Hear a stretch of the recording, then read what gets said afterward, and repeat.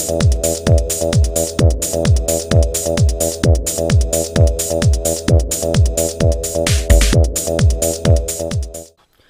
there everyone, today I'd like to take a casual peek into the Star Trek Commander Spock action figure by Diamond Select Toys. I bought this figure summer of last year, 2009, when the Star Trek movie came out. And going through Toys R Us, I found a Captain Kirk Original Series figure.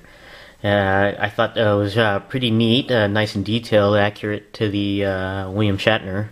And so I went ahead and tried looking for the two other characters to complete the iconic trio, one of Spock and one of McCoy. And I was able to find both of them. So I have all three. And today we'll take a look at Commander Spock. And taking a look at Spock in the package here. You can see the likeness to Leonard Nimoy is actually pretty good. And he comes with a whole bunch of stuff, the tricorder, communicator, and the phaser. Looking at the back of the package here, there's a description of Star Trek right there. And also other figures and accessories in the Star Trek line. You got retro figures, the motion picture 2-pack, Deep Space Nine Series 2, a tricorder, which looks very interesting, especially if it's the size is accurate to life size. That'd be really cool to pick up. You got the classic communicator, Mini Mates, Series 4, Series 5, the classic Enterprise, and the classic phaser. I wonder if that comes in two pieces. That'd be neat if it did. Okay guys, go ahead and open up Commander Spock and we'll be right back. Okay, we're back and Mr. Spock is out of the package and we'll take a look at his accessories first. First thing we'll take a look at are his pair of alternate hands. I didn't know that this set came with a pair of alternate hands. It was hidden behind the packaging. I didn't see it until I opened it, and it makes me wonder if my Captain Kirk had a pair of alternate hands and I may have thrown it away by accident. If anybody has the original series Captain Kirk that came out in Toys R Us last year, knows if he came with alternate hands, let me know, like in the comments, because I have a feeling if he did come with alternate hands, I may have thrown it away by accident. Well, anyways, actually, this is one of the hands is the base hand that I swapped out hands on the right hand of Mr. Spock. So this one is the standard hand here, and this is one of the alternate hands here as well. And next thing we'll take a look at is the communicator here. It's nice and detailed. It's got little buttons and dials, and it's in a state of being permanently open. It doesn't flip close on there, so that's kind of neat.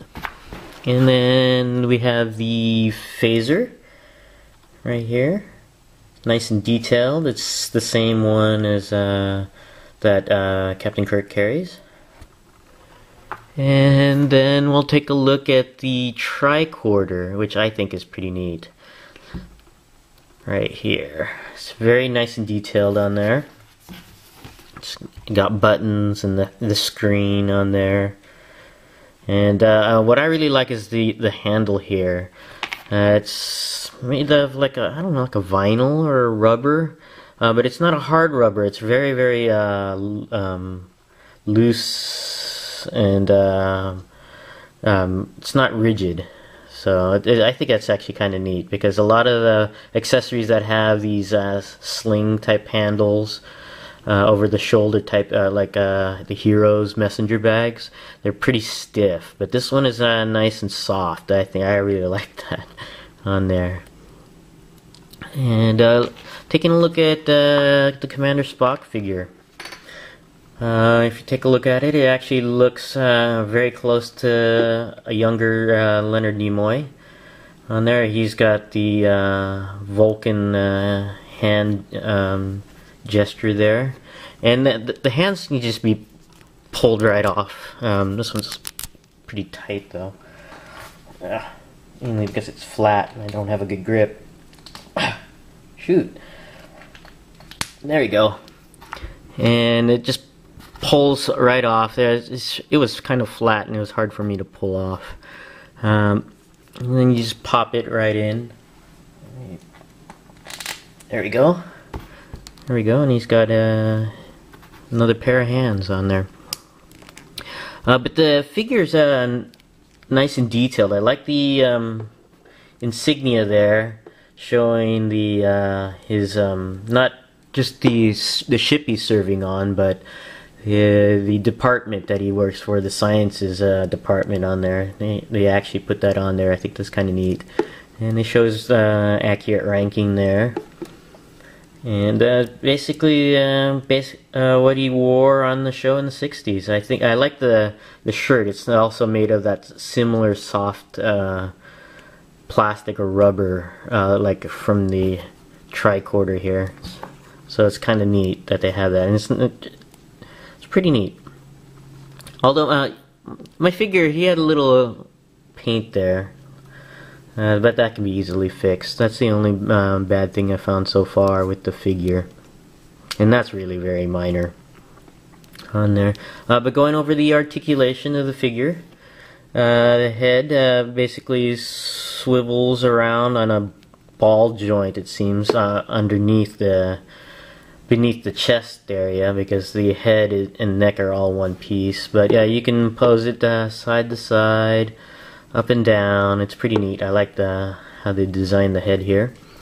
The arms go all the way around.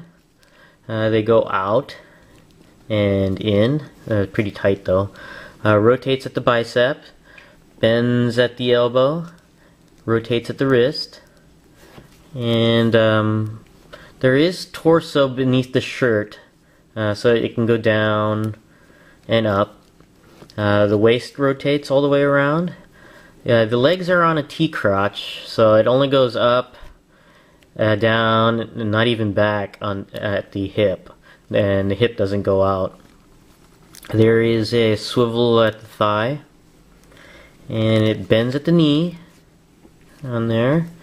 Rotates at the calf, where the top of the boot is, and the feet do go up and down, and this has a lot better range than the Captain Kirk figure I had.